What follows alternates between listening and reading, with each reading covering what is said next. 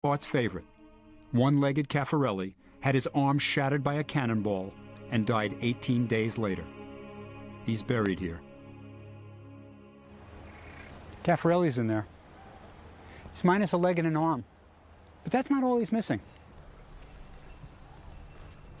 Bonaparte had his friend's heart removed and mummified so he could bring it back to France with him. That's the kind of thing that made him a legend. Who would think of doing something like that?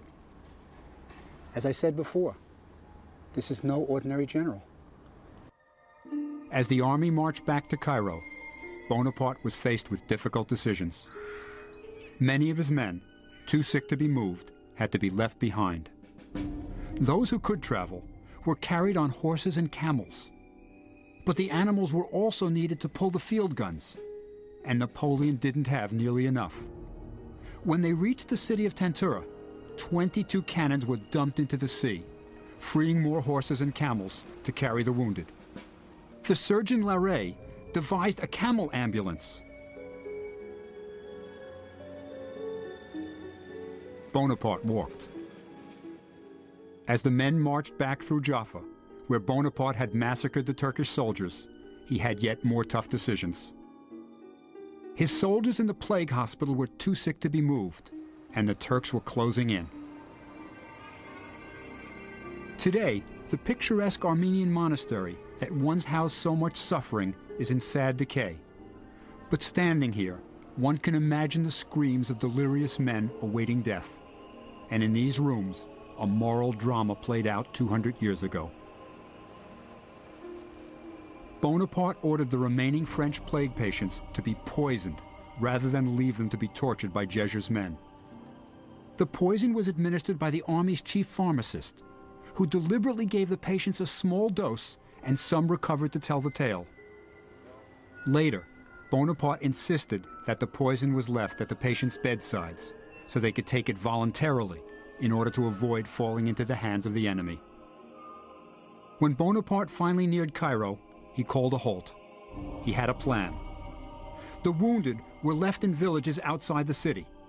The healthy were formed into ranks, captured flags were carried in the front, and a band played, and the army entered Cairo triumphantly through the Bab el Nasser, the Gate of Victory.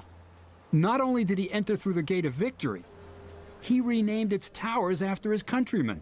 You can still see the inscriptions. Bonaparte was a hero. At least that was his version. In his heart, he knew the Egyptian campaign was lost, but he was far from finished. Napoleon realized his Egyptian campaign was lost. He had been soundly defeated at Acre, was losing hundreds of men every day to the plague, and had no way of getting reinforcements.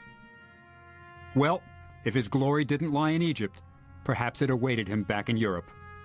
He summoned his next-in-command, General Kléber, to the fort at Rosetta, but it was an appointment Bonaparte had no intention of keeping. As Kléber made his way to the fort, Napoleon was miles away on the Alexandria coast, boarding a ship. He was about to leave Egypt forever.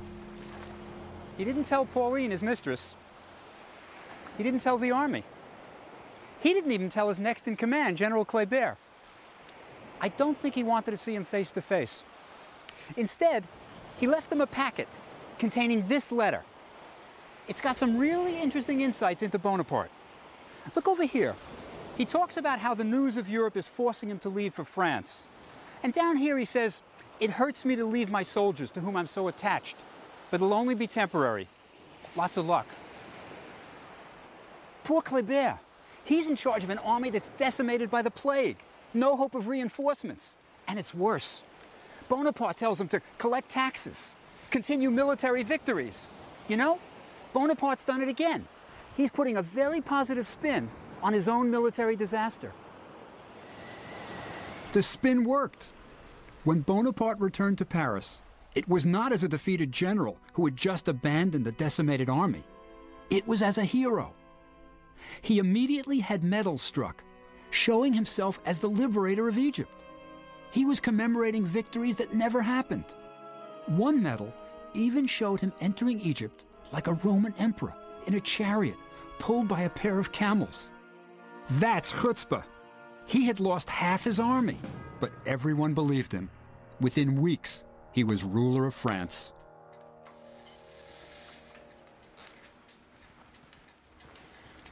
Well, as I said before, Napoleon knew how to spin his own legend, but he sure didn't know much about women. When he returned from Egypt, the unfaithful Josephine tearfully convinced him to return to her. And he did. But he didn't just return to Josephine. He returned to a stack of unpaid bills for this place, the love nest she had bought while he was in Egypt. And it wasn't just the building he was paying for. She was furnishing it lavishly, expensively. Bonaparte may have been unhappy about the bills he had to pay, but let me tell you, it's a great place to run a country from. Our story doesn't end here. The lives of many were changed by his dreams of glory. The general he left in charge, Kléber, was assassinated in Cairo less than a year later. The army continued to be decimated by the plague and finally surrendered in 1801 to the British. The survivors felt fortunate to have escaped with their lives. The scientists? They continued to collect their antiquities, birds, and plants until the day of surrender. When they learned that all of their drawings and collections were going to be confiscated, they said they would rather go to England with their specimens than return home to France without them. The British kindly let them keep everything. Well, almost everything. You see, some of the scholars spent their time copying hieroglyphic inscriptions, hoping it would lead to the decipherment of the ancient language. Then they got their break. As the soldiers were shoring up the foundations of the fort at Rosetta, they came upon ancient blocks inscribed with hieroglyphs. One, a large stone, bore the same inscription written in ancient Egyptian and Greek. They knew they had stumbled upon something very important. The British wouldn't let the French keep the Rosetta Stone and took it back to England, where you can still see it today in the British Museum. 20 years later, the French scholar Champollion, using the Rosetta Stone, cracked the code and read Egyptian hieroglyphs for the first time in 2,000 years. So the deciphering of hieroglyphs came out of Napoleon's quest for glory. It was the beginning of modern Egyptology, perhaps Napoleon's greatest legacy. And Napoleon? Well, if you remember your history, he eventually crowned himself emperor. But in the end, his impatience and overconfidence did him in.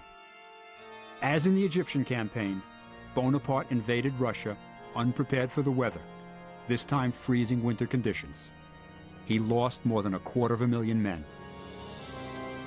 It was in Egypt that Napoleon first tasted absolute power. In the shadow of the pyramids, he realized he could inspire men to almost superhuman deeds. It was in Egypt that a young general named Bonaparte became Napoleon the Great. After his final defeat at Waterloo, Napoleon died in exile, but always wanted to be buried in France. 20 years later, he finally got his wish. When the body was returned to Paris, it was the dead of winter, the temperature below zero. Napoleon's body moved through the streets in a gilded temple-shaped hearse draped in purple and gold. Old soldiers, veterans of Waterloo, Russia, and the Egyptian campaign, lined the streets in ill-fitting, tattered uniforms to salute their emperor one last time. 36,000 official passes were distributed for the funeral, but so great was his legend that more than 250,000 requests were made. In spite of all his failings, Napoleon Bonaparte was a great man, a visionary who saw no limits, and his men were proud to have been part of his vision.